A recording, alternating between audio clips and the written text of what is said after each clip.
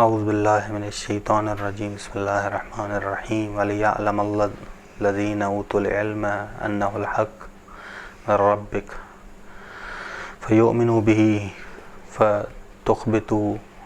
فَتُخْبِتَ لَهُ قُلُوبُهُمْ وَإِنَّ اللَّهَ لَهَادِ الَّذِينَ آمَنُوا إِلَى صِرَاطٍ مُسْتَقِيمٍ۔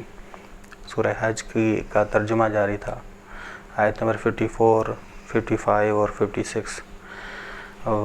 وَلِيَعْلَمَ الَّذِينَ أُوتُوا الْعِلْمَ، تاکہ خدا اشکار کرے ان لوگوں کو جو صاحبان علم ہیں، صاحبان علم ہیں، جو انبیاء کی باتوں کو سمجھتے ہیں، انبیاء کی باتوں کو سمجھتے ہیں۔ پہلے جو ہے بات ہوئی جن کے دلوں میں مرض تھا، اب مرض یا تو عمومی لوگ تھے یا خصوصی لوگ تھے، ٹھیک۔ اب بات ہو رہی ہے کہ جو صاحبان علم ہیں، جو انبیاء کی باتیں یا حق باتوں کو سمجھتے ہیں کہ یہ تمہارے رب کی طرف سے ہیں، فَيُؤْمِنُوا بِهِ، بس وہ ایمان لے آتے ہیں اس پر، فَتُخْبِتَ لَهُ قُلُوبُهُمْ، اور ان کے دل کامل طور پہ تسلیم ہو جاتے ہیں حق کے سامنے، خدا کے سامنے، حق کے سامنے۔ مخبتین یعنی خدا کے سامنے کامل طور پہ تسلیم ہونے والے، مخبتین انہیں کہا جاتا ہے۔ شروع میں آیا تھا وَبَشِّرِ الْمُخْبِتِينَ، کہ مخبتین کو خوشخبری دے دو۔ ائمہ علیہ السلام، امام موسیٰ کاظم نے کہا کہ یہ ہم ہیں مخبتین، یہ مخبتین ہم ہیں، بس تاکہ خدا اشکار کرے ان لوگوں کو جو صاحبان علم ہیں اور حق کو قبول کرتے ہیں، انہ الحق من ربک، وہی کو قبول کرتے ہیں، حق کو قبول کرتے ہیں، اس پر ایمان لے آتے ہیں اور کامل طور پہ خدا کے احکامات کے سامنے ان کے دل تسلیم ہوتے ہیں۔ وَإِنَّ اللَّهَ لَهَادِ الَّذِينَ آمَنُوا، بے شک خدا ہدایت دینے والا ہے ایمان والوں کو سیدھے راستے کی طرف۔ یہ جو ہدایت ہے یہ جزا کے طور پہ ہے، وہ ہدایت یافتہ ہیں۔ دیکھیں آیت دیکھیں، اِنَّ اللَّهَ لَهَادِ الَّذِينَ آمَنُوا، ہدایت یافتہ تو ہیں، آمنو تبھی تو آیا کہ بے شک خدا ہدایت دینے والا ہے ان لوگوں کو جو ایمان لے آئے، بس ایمان والے ہیں، ہدایت یافتہ ہیں۔ اب یہ جو ہدایت ملی ہے جزا کے طور پہ ملی ہے۔ جزا کس کی ہے؟ کیونکہ یہ کامل طور پہ حق کے سامنے تسلیم ہوئے ہیں، حق کے سامنے تسلیم ہونے کی وجہ سے، بس یہ سفر کبھی رکتا نہیں، یہ سفر کبھی رکتا نہیں ہے۔ تو آپ اہدنا الصراط المستقیم میں یہ نہیں کہتے کہ تو ہمیں اہدنا الصراط المستقیم، تو ہمیں ثابت قدم رکھ سیدھے راستے کی طرف، تو ہماری ہدایت کر۔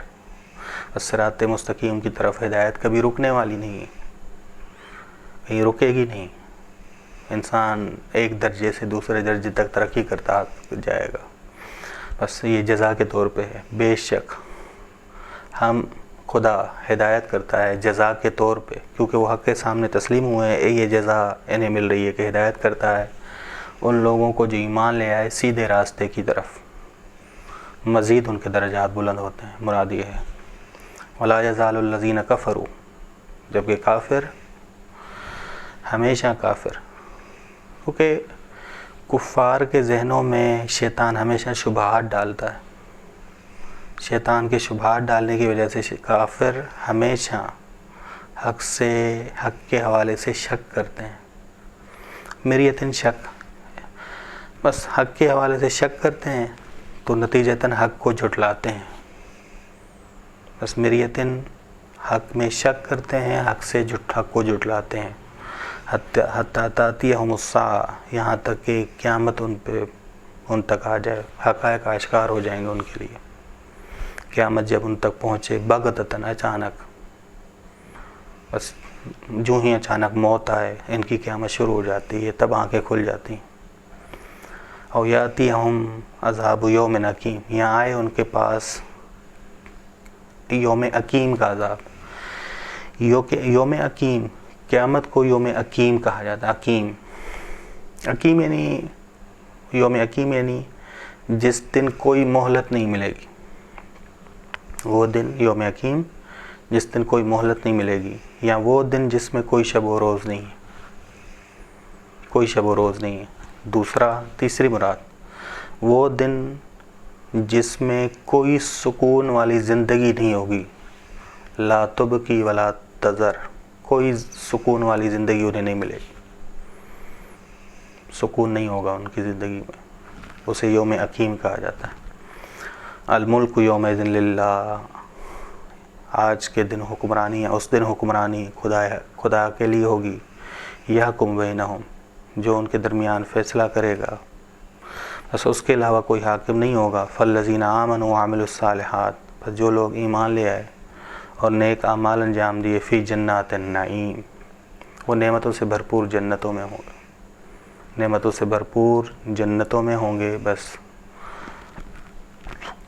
قیامت کے دن فائدہ کون حاصل کرے گا؟ فالذین آمنوا، جو لوگ ایمان لے آئے، جنہوں نے نیک اعمال انجام دیے، ایمان بھی ہے، عمل صالح بھی ہے، عمل صالح بھی ہے، فی جنات النعیم، وہ نعمتوں سے بھرپور جنت۔ بس جنت نہیں کہا، جنات کہا کیونکہ درجوں کے اعتبار سے مومنین کے درجات ہیں، ان اعتبار سے انہیں جنتیں ملیں گی۔ صلی اللہ علی محمد اہل بیتہ الطیبین الطاہرین صلی اللہ